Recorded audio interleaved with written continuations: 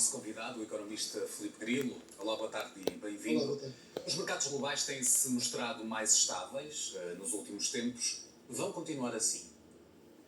Vai depender sempre dos dados. Os mercados são muito dependentes dos dados. O que está a acontecer neste momento é a expectativa. Ou seja, para já não há grande reação porque estas implementações das tarifas não são novas notícias. Nós já estávamos à espera destas tarifas. Portanto, o que nós agora vamos ter que começar a perceber é qual é a extensão do dano na economia global. E só com os dados é que os mercados vão começar a reagir. E vai ser muito expectável quando começar a ver os dados macroeconómicos de setembro do final do ano, aí sim é que os mercados vão reagir, provavelmente muito furiosos, com a redução, por exemplo, da atividade económica ou com a redução da contratação. Aliás, nos últimos dados macroeconómicos americanos, notou-se isso, que foi uma falta de capacidade de criação de empregos. E então aí os mercados penalizaram porque, de facto, estavam a perceber que as empresas americanas estavam, de certa forma, a congelar tudo que era contratação, porque estava tudo incerto sobre o que é que vai acontecer. Portanto, nós, neste momento, estamos à espera que os dados apareçam. Nós sabemos que os dados também demoram sempre tempo a aparecer, mas daqui a 2, 3 meses, noção da extensão dos danos desta medida. Seja como for, o Fundo Monetário Internacional, também a OCDE, reviram em baixa as previsões que tinham para o crescimento económico global deste ano, como resultado dessa aplicação das tarifas. Esse cenário é mesmo inevitável, contrariando aquilo que diz Donald Trump?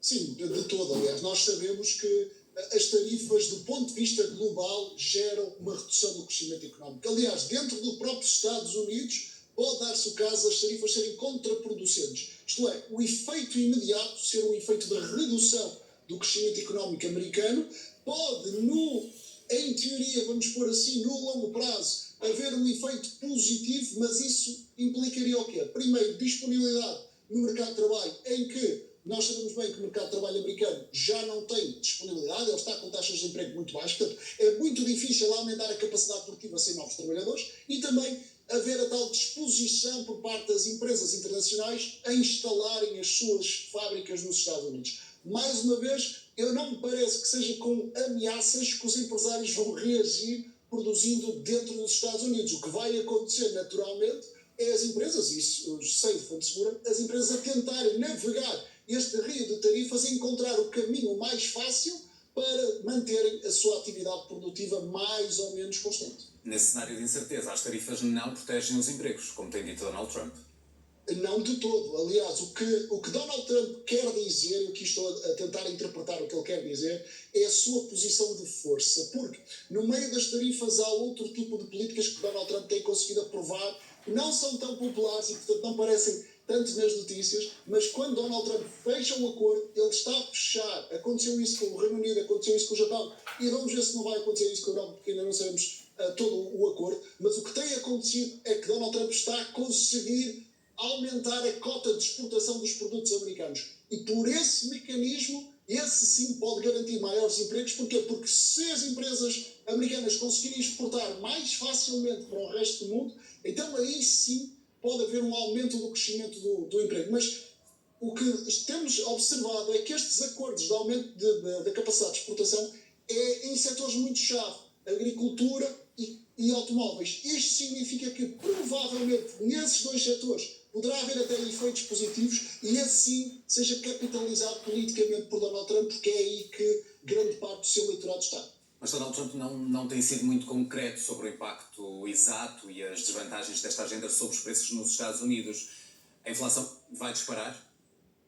Aliás, deixa-me só acrescentar, o tweet de hoje é completamente errado, ou seja, os milhões a entrar nos Estados Unidos, não é milhões a entrar nos Estados Unidos, é milhões a entrar no Tesouro Americano dos consumidores americanos. Portanto, são os consumidores americanos que estão a pagar este aumento dos milhões para o Tesouro, ou seja, para o Governo, e, portanto, aqui não é uma questão da entrada de dinheiro, Donald Trump aqui está claramente a mentir, e, portanto, o que nós temos que ter noção é que as tarifas vão sim criar aumentos de preços dos consumidores e o que é expectável, aliás, todas as estatísticas começam a demonstrar isso, não só um aumento da inflação nos Estados Unidos, como também a expectativa da inflação por parte dos americanos para daqui a um ano é de uma inflação superior. Ou seja, o que é expectável é que estas tarifas, para já, vão aumentar os preços nos Estados Unidos. E, eventualmente, por essa razão, Donald Trump perder algum do apoio político que tem tido. O que é que ainda pode mudar mais, se para já faltam alguns detalhes, por exemplo, em relação às importações farmacêuticas?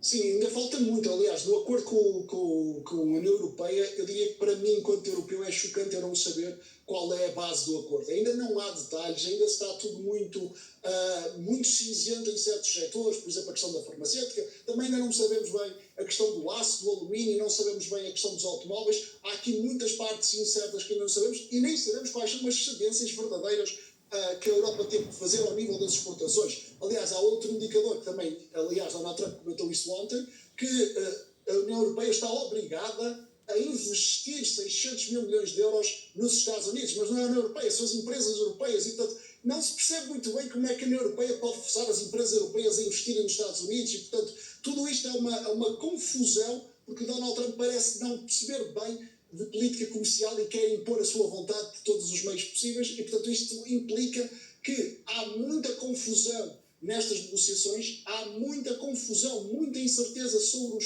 os objetivos de Donald Trump, e portanto aqui o que nós temos que fazer para já é manter prudência. Aliás, o que me parece é que mesmo que o acordo seja acertado, vamos imaginar nos próximos dias, não se saberá se nos próximos meses o acordo alterará. E, portanto, isto cria ainda mais incerteza na atividade económica. Portanto, as empresas não sabem bem com que contar e isso acaba por gerar ainda mais problemas na atividade económica no futuro. E reflete-se naturalmente nos mercados. Por enquanto, Filipe, são cerca de 40 os países que estão sujeitos a esta tarifa adicional. Que novas relações comerciais podem surgir deste isolacionismo norte-americano?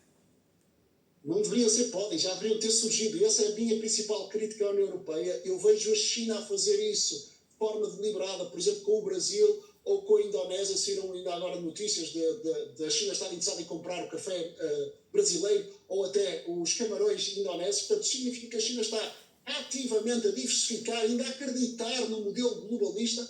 A União Europeia tentou fechar o Mercosul, ainda não avançamos com isso. Tentou acertar umas novas relações com a Índia, ainda não conseguimos acertar isso. Portanto, parece que a União Europeia continua a demonstrar os problemas que sempre demonstrou, que é uma lentidão burocrática adjacente, nomeadamente estamos a falar de muitos países ao mesmo tempo que têm ratificado tudo isto.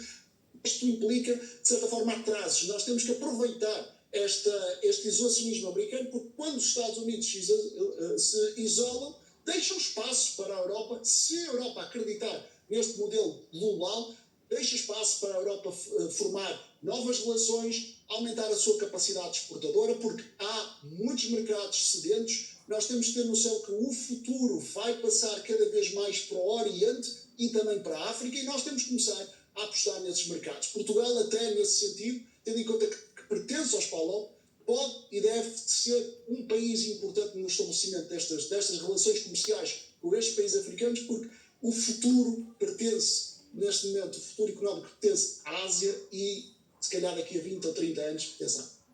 É, por enquanto, muita incerteza que temos pela frente. Filipe Grilo, obrigado pela análise e boa tarde. Muito obrigado, João. E fazemos agora